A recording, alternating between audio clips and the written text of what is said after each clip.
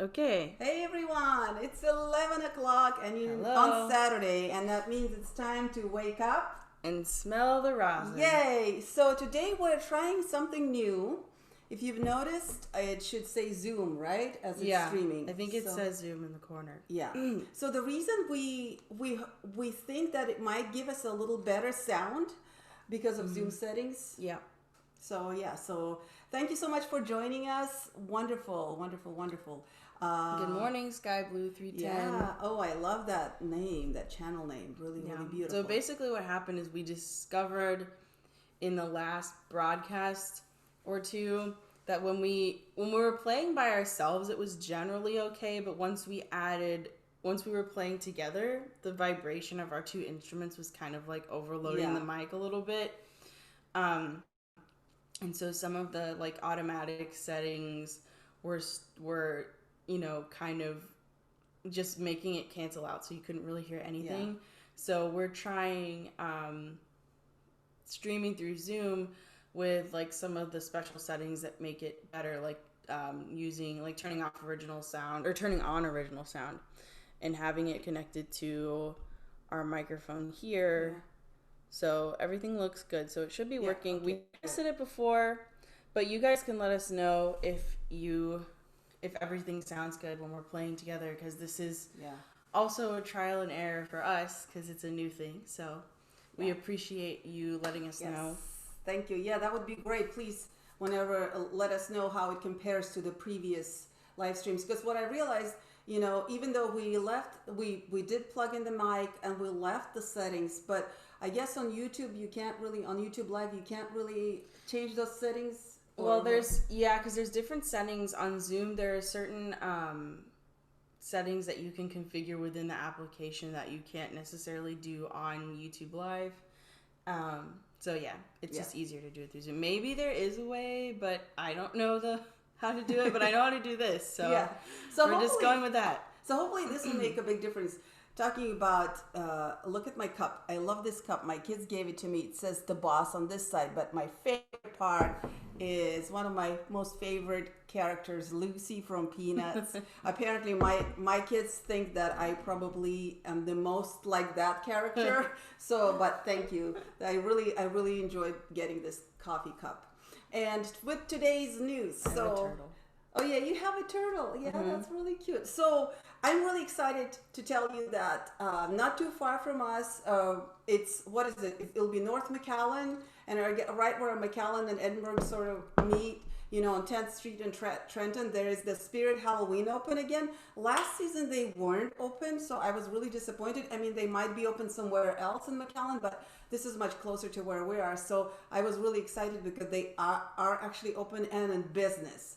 Yeah. And, speaking of other things that are resuming on TV, actually, there's something that resumed. There's a show that I really like. It's called Home and Family on Hallmark. And I used to really enjoy watching it. But, of course, after COVID-19 started, I'm getting a call, but yeah, it's okay.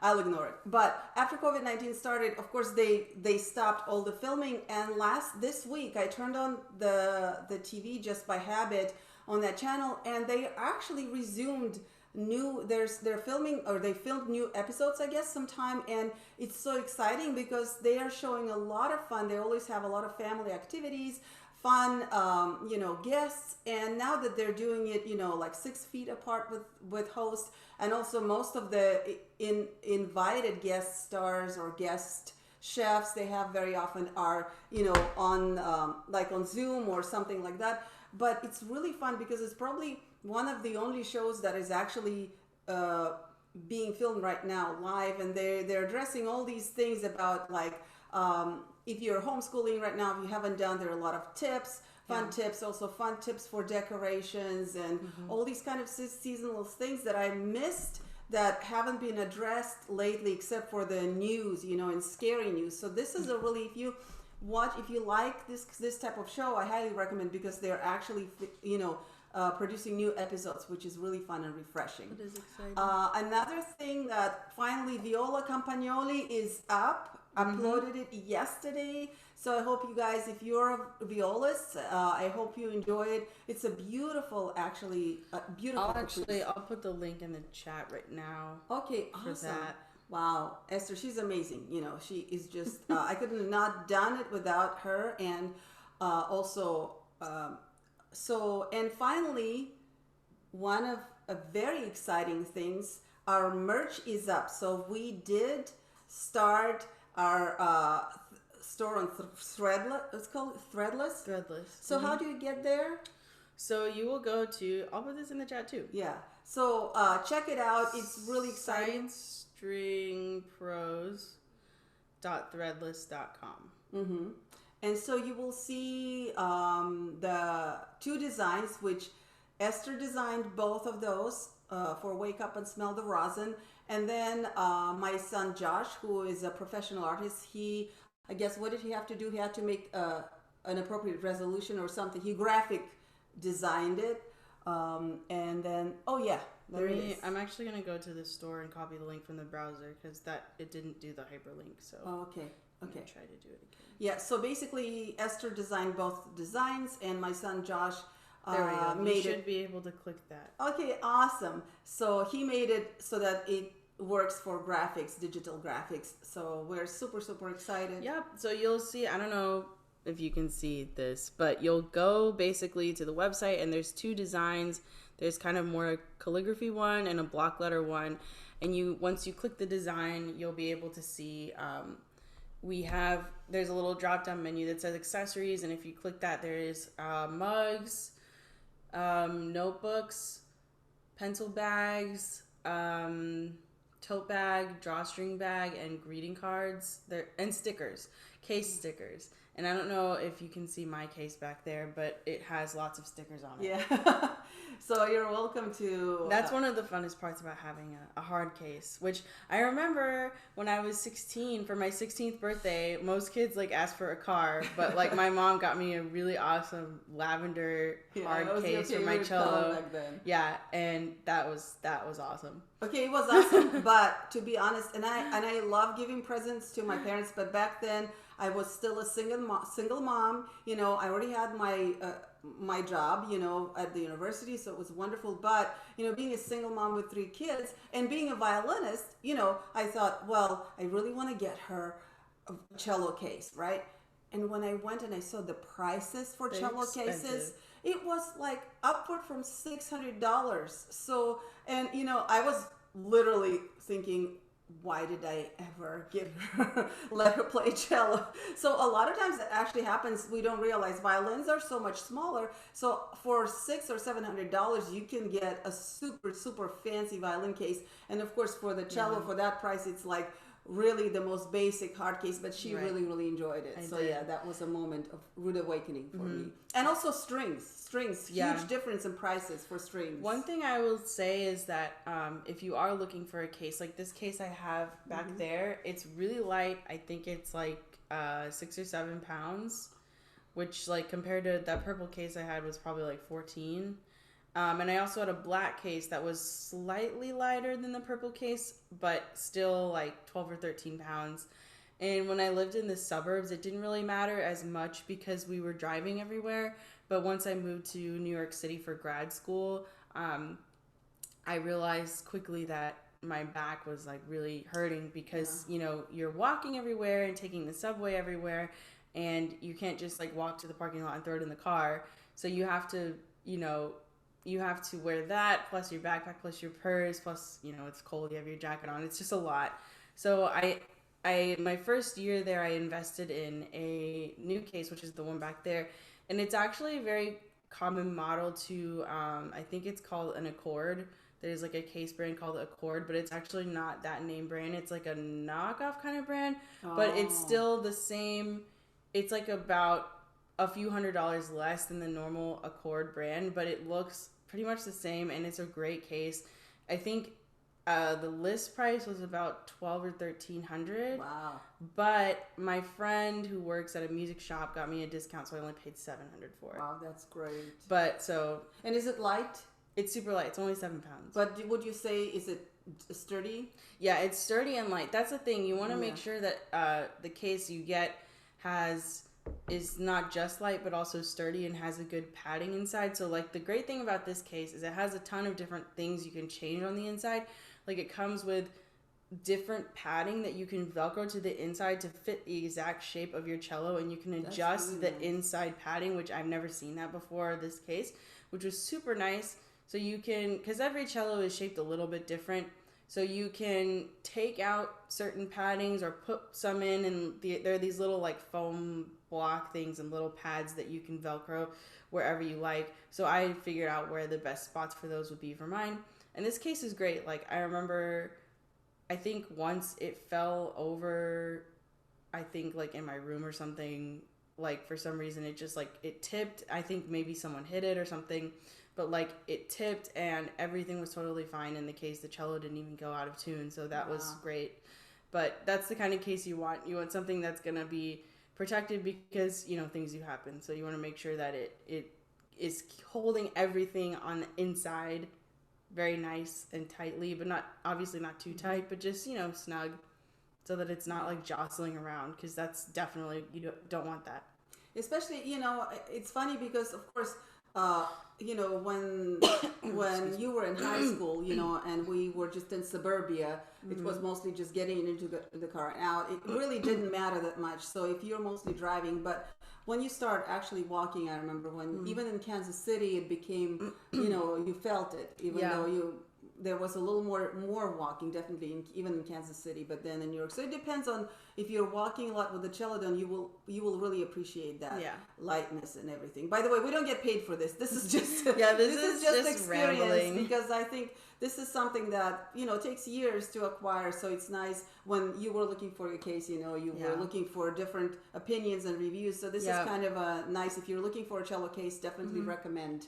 Yeah, there's tons of reviews on YouTube, and I think the best thing I did was just ask my friends. Like my friend that I had that worked at the string shop in Boston, I was just like, hey, what kind of models do you have in stock? What do you recommend? And he's a cellist as well, so that was really convenient. And he kind of helped me, you know, figure out how to like navigate everything and what different kinds of models they have, different colors. I picked white because I just liked the way the white looks with the stickers, but I mean, you can get cases in almost any color. Some people even get like custom made cases. Like there was a girl, I think, at my graduate school at MSM who had like real fur on the top of her case. I think it was like a BAM case. I think I've seen that it's like cow. Maybe it wasn't real, but it was like cowhide, and it was like a fur case. And I was like, really, wow, that's a crazy case. That's super fun. But it's kind of in season. Fur, you know, now we're getting to a little colder weather. This morning was actually really nice. I actually was able to walk around in our neighborhood at 9, when usually by 9 it's just scorching hot. And but it was nice and breezy, and everything just was really, really, really, really, really nice. Very beautiful weather. So, you know, it feels like fall, wouldn't you say, already in the valley? Yeah, I think so. I mean, it's funny because it kind of switches. Like one moment it'll be kind of like crisp outside, and you like, you know, pull out your sweater and like your, you know, your jeans and stuff, and you're like, okay, I'm ready. And then the next day it's 90 degrees. So it's like hard to know. Yeah. But it is definitely getting there. I've been lighting some spiced candles and we're having pumpkin spice coffee today. And I'm having tea, but I put honey in it, which I mean, like honey, I feel like is, I mean, it's not necessarily a fall thing, but like honey, spicy kind of flavors. It's comfort. It's comfort. Let us know, guys. Comforting. Speaking of comfort stuff, if you have any kind of comfort pieces of music, you know, that may be specific to season, something you like. Obviously, when it comes to Christmas season, of course, there's so much that we associate with Christmas. But I think every season has certain pieces of music that we associate with. And well, obviously Vivaldi Fall, you know, seems Vivaldi seasons come to mind. These are some of the most famous ones. But to be honest, the first time I was probably like a teenager when I heard all of the seasons in a row on this old record, and I I really did not like the fall. Not that I did not like the music of Vivaldi's Fall, but it completely, that real happy pop pop pop pop pop did not feel like fall to me, because I grew up in, as a city person, so the harvest, all those sentiments that maybe are celebrated in more agricultural communities didn't really translate to me. I was more, I grew up in former Soviet Union on literature, and most of the literature was Russian classical literature and poetry, in Russia the fall is really kind of like when they say, have you seen the Boston in the fall? So it's kind of like that. It's very romantic, very like leaves, rains, kind of more of a low key kind of a season where it's raining. You feel a little bit sad, but it's kind of beautiful, like more elegiac. Is that a word? Elegic, like from the word elegy. So I was used to kind of sad and slow pieces associated with the fall. And so when I heard Vivaldi Fall, I was like, no way, this is fall. But now I understand, after a while, thinking of other things that come in the fall, like harvest and all these beautiful fruits. And especially when you think of when we moved to the US, of course, and you have these two major holidays that are very, very fun and joyful. You have the Halloween and Thanksgiving. So that really now makes a little bit more sense to me that Vivaldi's Fall is so chipper and upbeat. Yeah. But one of my favorite things that I associate with the fall that is not really necessarily written with that in mind is Tchaikovsky's Violin Concerto, which is one of my favorite pieces. And I remember the first time I got to perform it actually professionally with the professional orchestra was in the fall. And so now every time I think of that concerto, it reminds me of the fall. Or every time we are in the fall season, it really reminds me how fun it was to perform with Lancaster Symphony Orchestra in Pennsylvania. And I remember it was just a fantastic experience. A really, really beautiful orchestra, beautiful musicians. Stephen Gunzenhauser was the conductor, and we just had so much fun. We had 2 shows that day, so I had to play twice in the same day, but it was really, really amazing. Fun. So yeah, so that's one of my. So let us know if you have any fun pieces or fall memories here. Yeah. We would love to hear that. One of the things I also wanted to address was back to school practicing. So, we kind of went from having a lot of time to suddenly being busy with school again. And, it definitely looks different than it has in the past. Some people, I know in the Valley, most people are fully online. In other places, some people might be doing hybrid, like some online, some in person. I think it just depends on where you are and what your state decided to do or what your city decided to do. But it's really important to not only, make time to practice, but also, make time to relax and do your best to separate the work from school and practicing from your relaxation, because now everything's at home. And I feel like it's even easier to get stressed out because you don't get to go to the building for school. Can't go to the practice room.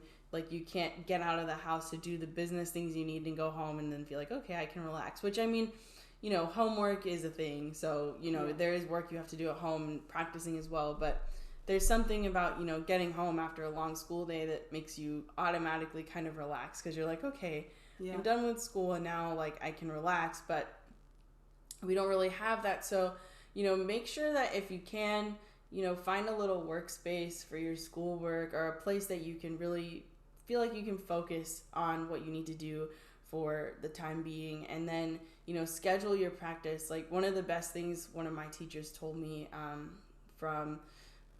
he told me in high school, but also when I got to undergraduate degree, he said to schedule in your practice like it's a class.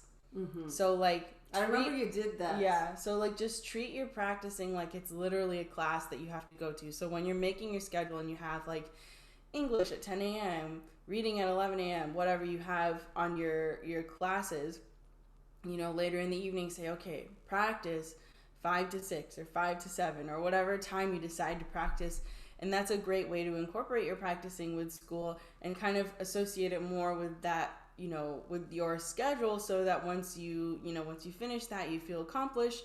There's not this like nebulous amount of time. You don't feel like, oh, well, I should practice. Maybe I'll do a little bit. Maybe I'll do some. If you set yourself that goal and say, okay, I'm going to practice from 5 to 7, and then you practice from 5 to 7, and then you're done, you're going to feel a lot more productive, and you're going to feel a lot better about what you accomplished, because you'll feel like you actually did something. Even though anytime you practice, you're doing something. Sometimes it's harder to feel that if you don't have a concrete time in place that you're actually doing that.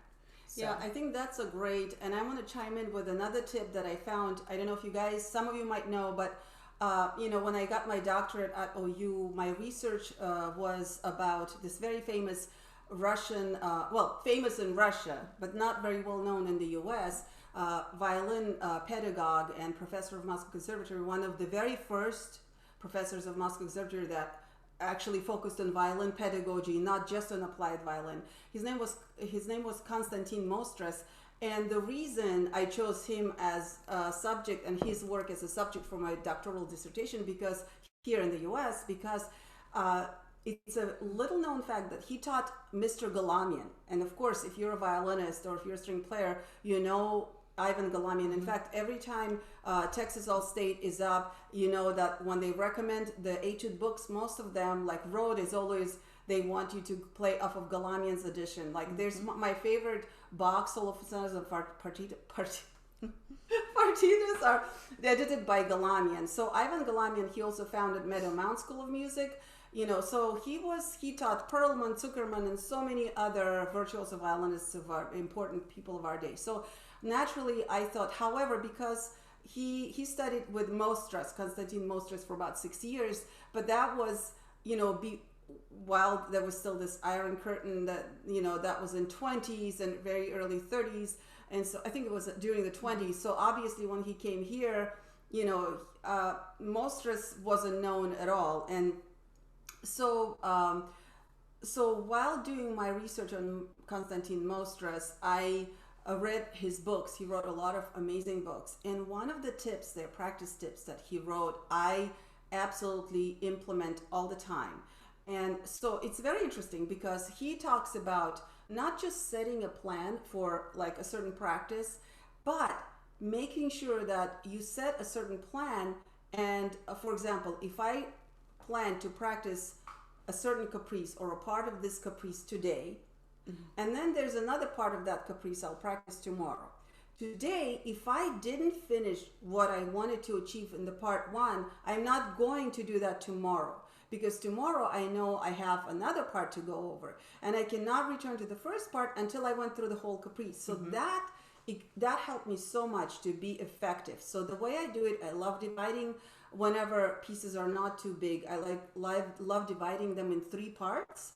And that way, so I have part 1 on Monday, I work all I can. Then tomorrow on Tuesday, I know I cannot come to part 1. I can do part 2. On Wednesday, I do part 3. Then Thursday, Friday, and Saturday, I can go back and do this to take 2 on all those 3 parts. So within the week, I end up practicing that piece 3 times. But that little tip about really being very strict with yourself, and not only tell yourself that, yes, I'm going to be very effective, I'm going to pour my whole heart into practicing this part today, but also in the back of your mind, when you know that you're not going to come back to it tomorrow, you stop procrastinating. You don't, because a lot of times for me, I don't know how it is for you guys, I end up a lot of times stuck at the beginning, and so I know my beginning is phenomenal, but then after the first page, it's like horrible, and I cannot get to it, and there's always that catch-up game toward the performance. So this little tip of not setting your schedule and then really keeping yourself accountable and not coming back to that part until you went through all of the other ones, that has been a game changer for me for my practice effectiveness. So I want to actually do this maybe if you guys are interested in finding out a little bit more about Mostras. I think I would love to share just some of the snippets of his work in the future, because I think they're extremely educational. Just to give you a perspective on his work, it was in 40s or 50s that he published that certain book where he wrote that recording yourself is one of the most amazing experiences and tools that right now we have for practicing. I mean, that was when they barely came up with the recording technology. Can you imagine back then?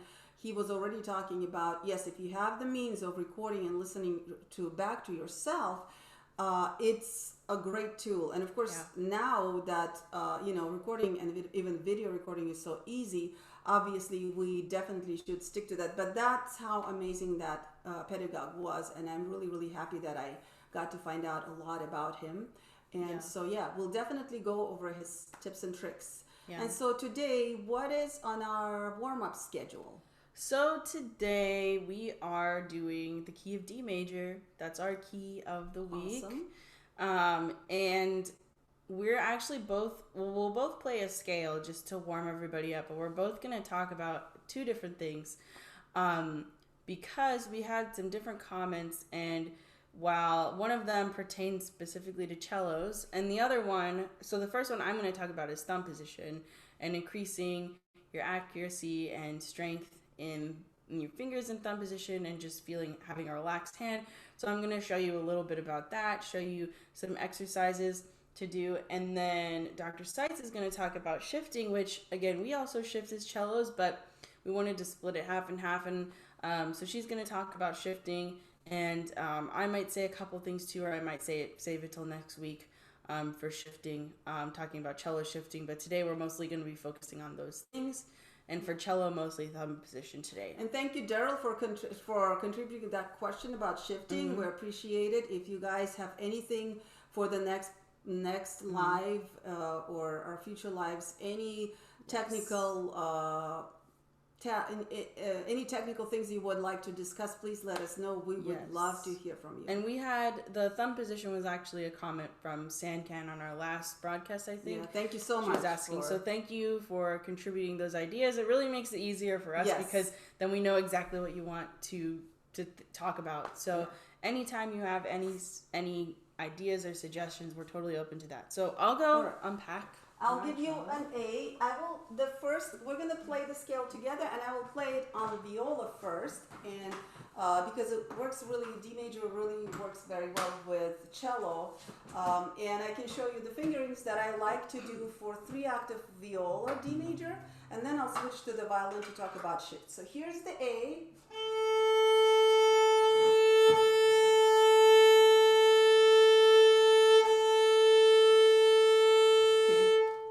Sancan said yay. Yay! Hi, Sancan. Thanks for tuning in.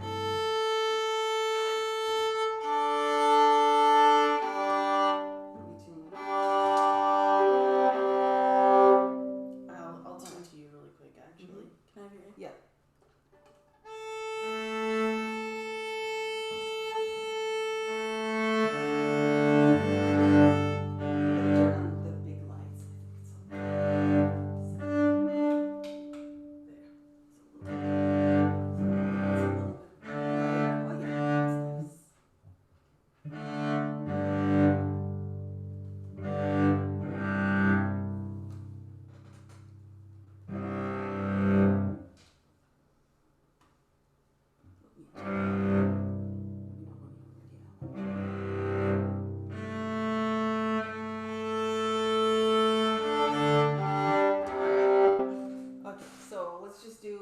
With no repeats, right? No repeated notes, just 3-octave. So we're going to start with just a D major scale, so if you want to join us, we're going to do 3 octaves. Yeah, maybe you can talk about your fingerings. How do you do, where do you shift? Okay, so I start extended here.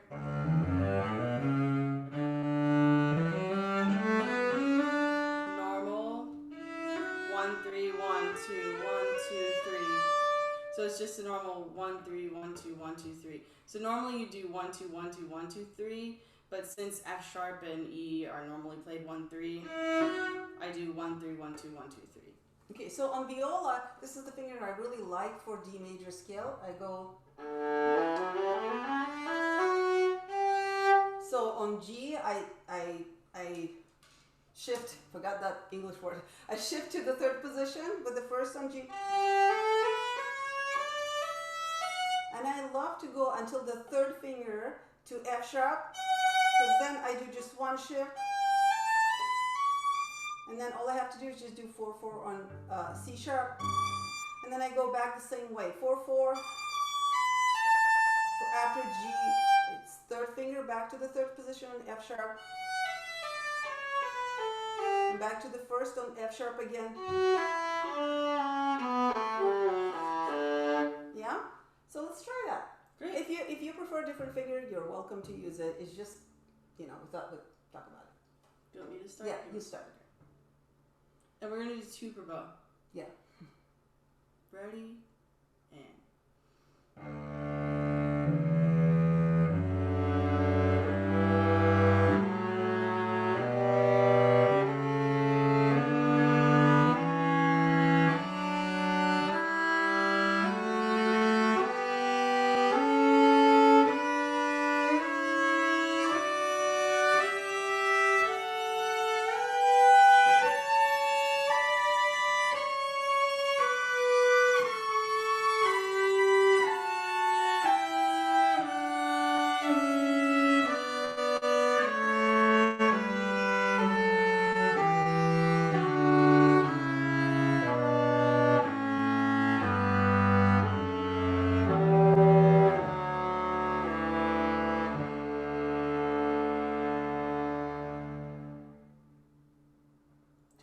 Violin.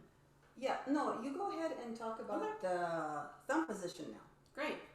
So I am going to talk about just some very simple things you can do to get more comfortable playing in thumb position. So what you're going to want to do first, this is kind of an intro to thumb position. So when you are playing anywhere above this part of the cello, this kind of where the neck meets the body, this little curve right here, we call that thumb position. When you're bringing your thumb out, that's what we generally call thumb position.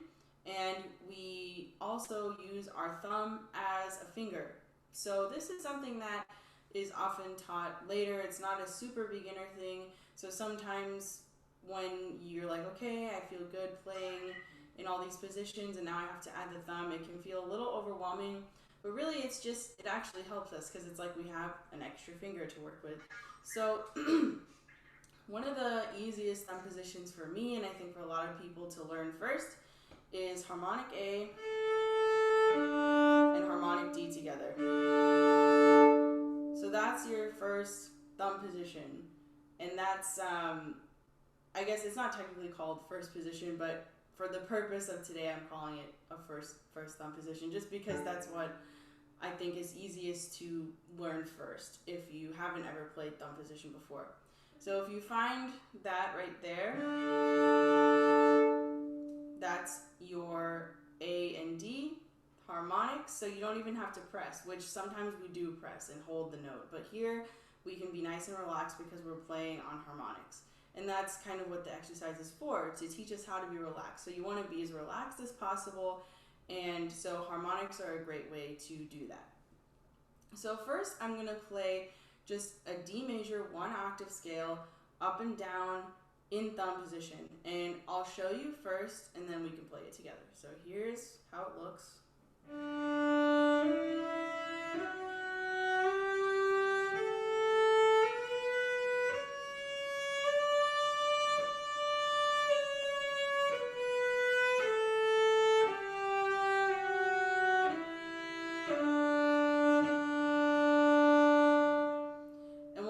And what I want you to focus on is, 1, having really nice round fingers. That's really important in thumb position. We don't want any knuckles buckling. There are certain times in certain pieces where that is okay, when you are trying to get a really nice vibrato, or for certain other reasons, if you have a certain shift and it works to buckle your knuckle, that rhymes. But for the purpose of this exercise, we do not want to do that. And for the purpose of warming up and technical exercises, usually it's best to keep your fingers rounded. Make sure that your arm has a nice angle to it, that your arm is not drooping. Definitely don't want that. That is not only going to make it harder for you, but cause problems in your wrist. It can cause things like carpal tunnel, We don't want that. So you want a nice straight line coming from the arm down to the hand. And when I say straight, I don't mean rigid. You don't want it to be rigid, but just a nice relaxed straight line. So if a bird came and sat on your arm, you wouldn't slide off. So just right there. Just like that. You just want it to be nice and straight and relaxed. And also that doesn't mean do this with your shoulder. Don't say, okay, arm up, and then contort yourself. Don't do that either. So keep everything nice and relaxed. And that's the kind of feeling you want when you're playing in thumb position. And the best way to feel relaxed is to feel that your weight is coming from here, from your shoulder, all the way into your fingertips and going right to the tip, and that's where you touch the string. And try to feel as you play each note that your weight is really balanced, so that you're focusing all your weight into whatever finger you're placing on the fingerboard. And that will give you a nice balanced sound and help you to balance your weight so that everything speaks really well. So let's do it together once, and I want you to think about that as we play. So we'll start on our D, and find that position. Ready, go.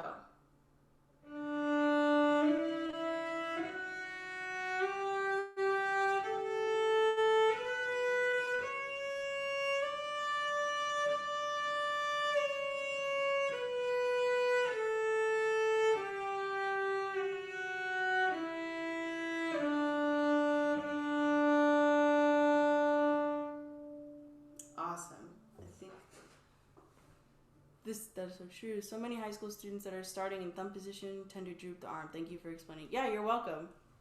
Yeah, it's totally, drooping the arm is definitely an issue. I think it's because we tend to focus so much on our fingers that everything else kind of goes out the window. So your arm is kind of just like there.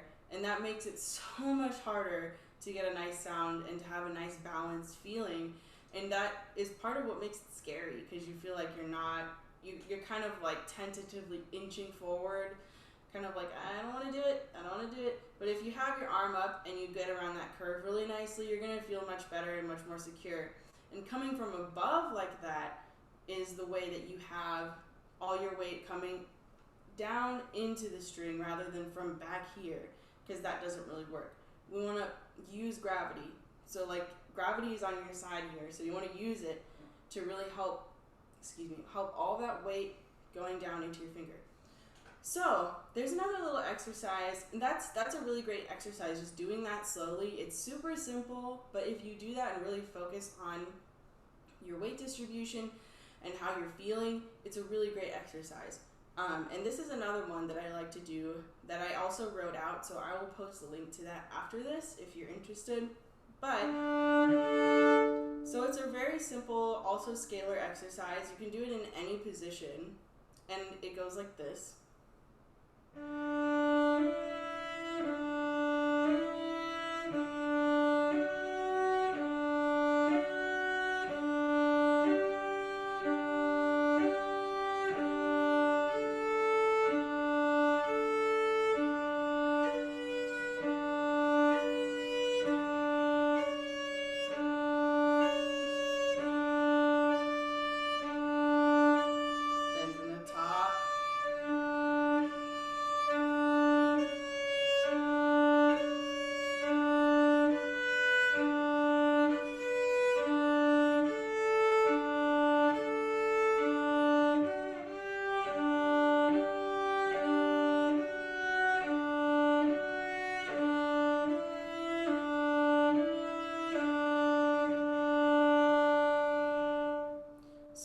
Exercise does, again, it seems very simple, but what it does is it helps you get used to the motion of picking up and putting down in this position, which can sometimes be hard. It's sometimes hard to aim and to feel secure when you're putting fingers down in thumb position, just because it's one of the things that used to happen to me a lot, or I have students who have complained about this, is feeling like you're falling off the string because you're up here. It kind of feels like you're on a catwalk.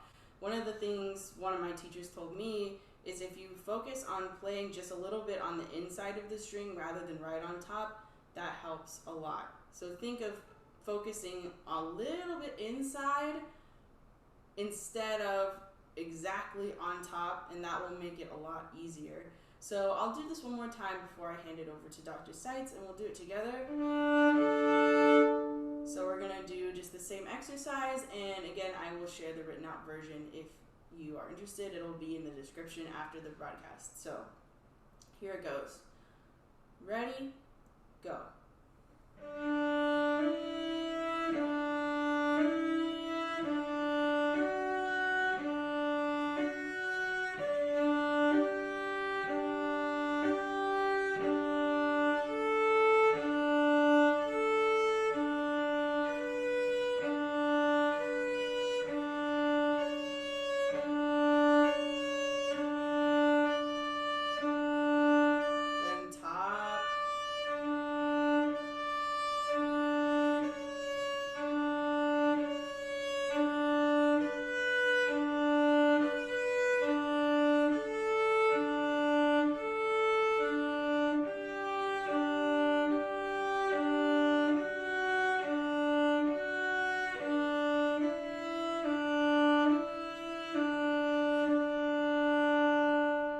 Make sure you keep your fingers hovering as close to the string as possible without touching it, because the less distance you have to do this, the more accurate and the easier it will feel.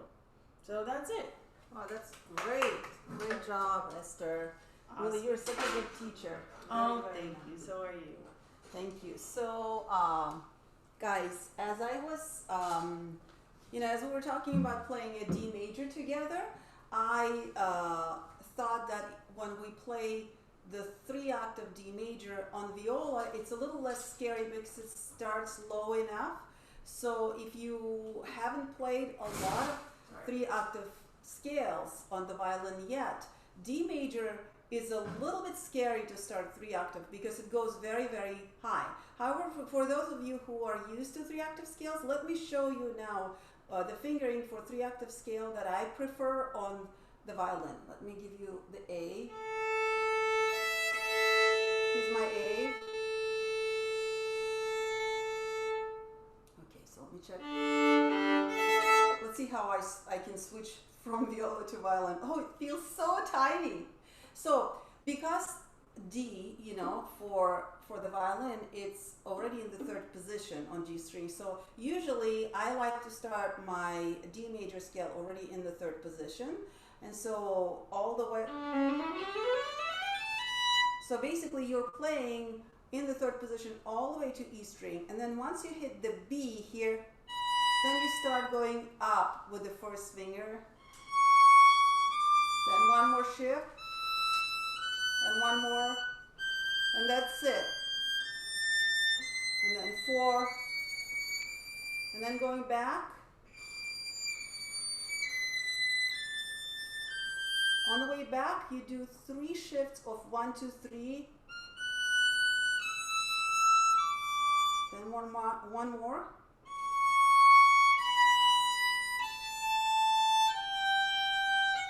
And so forth. So let's try it. I'm going to go 2 per bow really slowly. If you would like to see if you like these fingerings, play along with me, okay? So here's the open 3rd position D.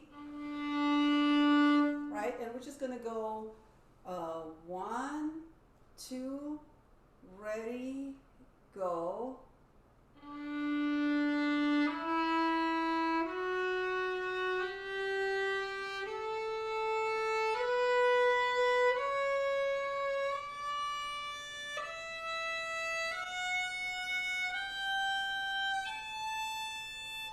Shift, another shift. And last shift, and now C sharp and G, 4, 4 back, and shift to the 3rd, one more,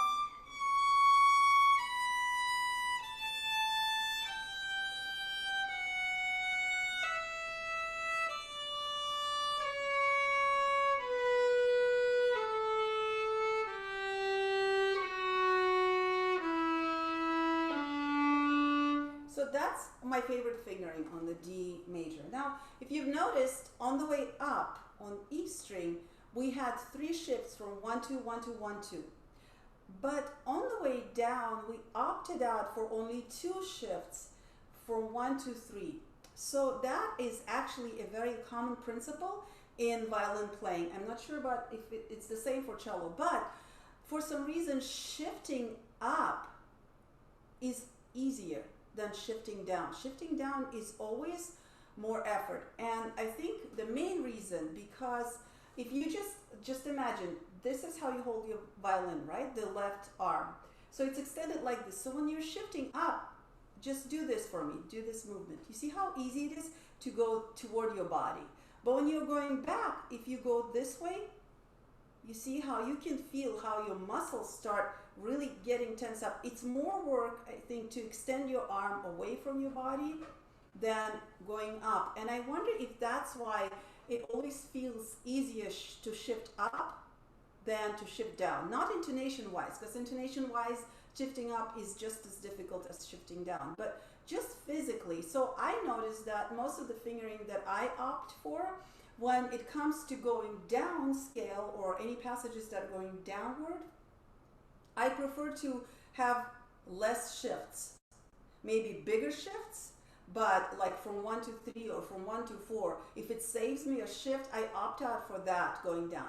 But on the way up, I like smaller shifts, like half steps sometimes just 1-2, 1-2, 1-2, and climbing all the way up. It's very easy, and also intonation-wise, it's a little bit easier. It's a little bit more, I guess, it's a little bit more sure because you're shifting for with smaller distances, working with smaller distances. So, and that brings me to the shifting technique itself.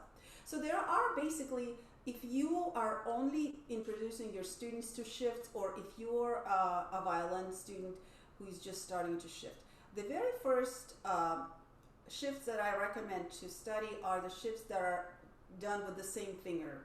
So for example, if you were in the first position on A string, I'm playing B, this is the B, and I want to shift to the third position, that would be with the same finger. So that means I just have to move my whole arm until my first finger hits D, and that's it. So a couple of things. So obviously this is quite simple, and you basically have only one task. You just have to move your arm.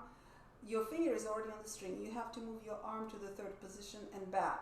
So as far as the rest, all of your structure of the left hand stays pretty much the same, right?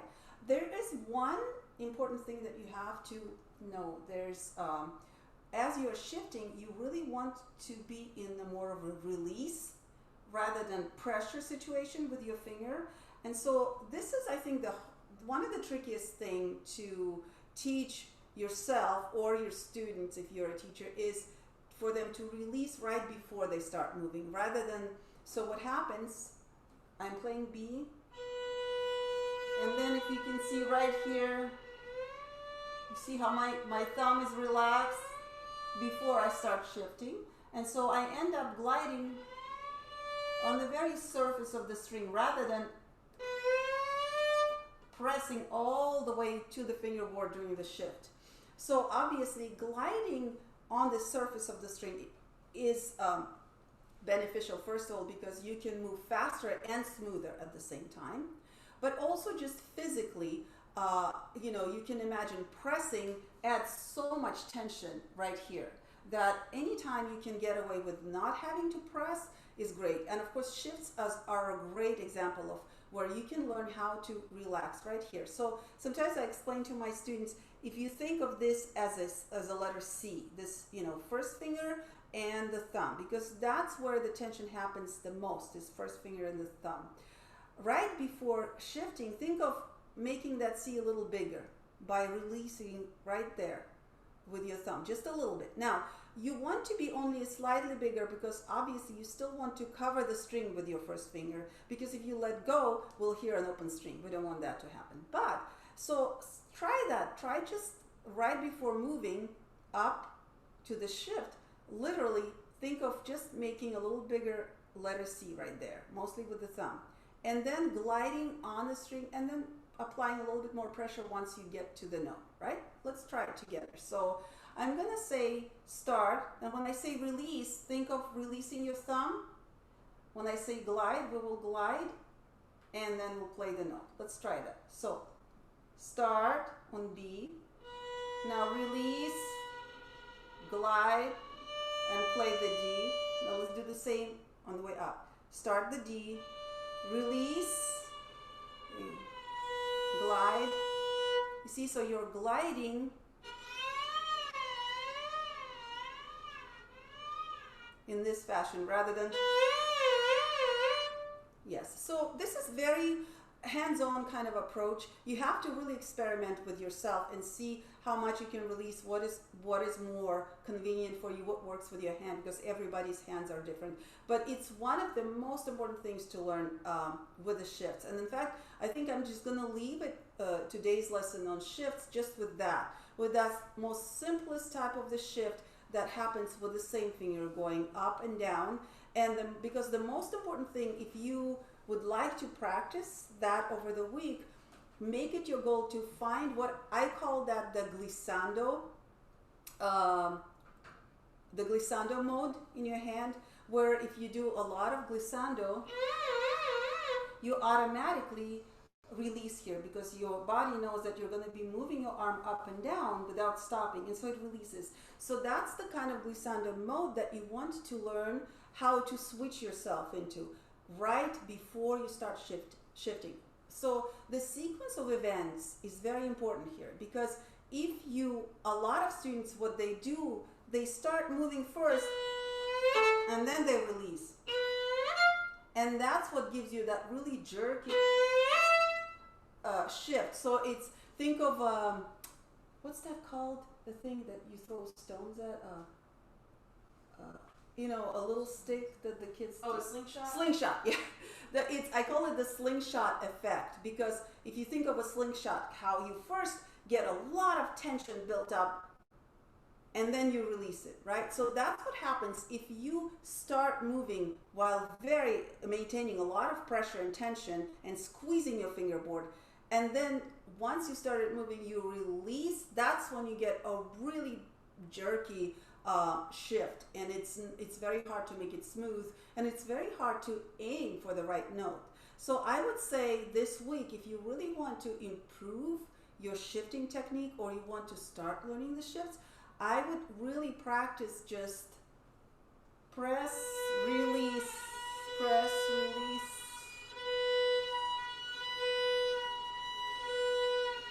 In one place, just while bowing, because it's also kind of a psychological thing where it's very difficult for you to keep bowing while you're releasing. And don't worry about the sound. Just make sure that you're still covering the string with your finger.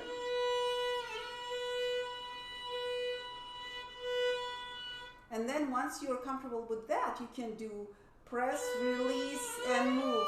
And then again, press, release, and move. All of that, remember, when you're releasing, you don't want to hear an open string, right? You just have to literally just make that C a little bit bigger. And so the benefits of that, number one, actually the fringe benefit of this is that your shifts suddenly become much less heard, audible. Because obviously to make the ultimate sound on the string, you have to keep pressing the string all the way down to the fingerboard. So on top of enabling yourself to move way faster and smoother through the shift, you're also decreasing the resonance of that slide that is between the two notes that you're playing, which is just really, really helpful in phrasing and all the musical aspects of the shift. So I hope this was helpful. I think next week I'm going to go over the next type of shifts where we are actually changing the fingers during the shift. But for today, I think that's great. So I hope you have fun practicing this. Great. And that's something you can do on the cello too, like with the gliding, because the same applies to us. We also need to have a nice relaxed hand when we're shifting, and you don't want it to be like, heavy on the string. So yeah. Yes. Great. Well, so I guess I think this is good for today. I hope we helped you wake up and smell the rosin and put you in the practice mood for today. Please, we would love for you to post any comments for us. I hope this is saved because we've never done a live through Zoom. I hope it's saved on our channel just as a regular live. Yeah, it will. Yeah, okay, it's good. just like a normal video. So yeah, feel free to post comments after that, and check out the new Campagnoli recording. Check out our merch. Let us know if there's anything you would like to add as far as the merch is concerned. We would love to do that. It says thank you for all the tips. You are so welcome, Sky Blue 310. And next week, I cannot wait to talk about the shifts. You know, one thing I would love to ask you guys, obviously, the tips that I just showed you about shifts on the violin apply exactly the same way on viola. I would love for you to, if you feel that it's working for you, I would love you to include that in your daily practice during the week, and then give us a feedback. Tell us what was, and the same with with cello tips. Sorry. Viola. Sorry, cello tips. Yeah, we would love for you guys to implement those and give us a feedback. Let us know how that works, and if you want, and if there's any continuation of that, and which way, maybe some problems you encountered, and we could elaborate on that. That would be so wonderful. And now I guess all that it's left is just stay well and practice on. Yep, and make sure to check out our merch. Yes. That would be great. Thank you so much, and have a wonderful everyone. weekend. Bye-bye. Bye.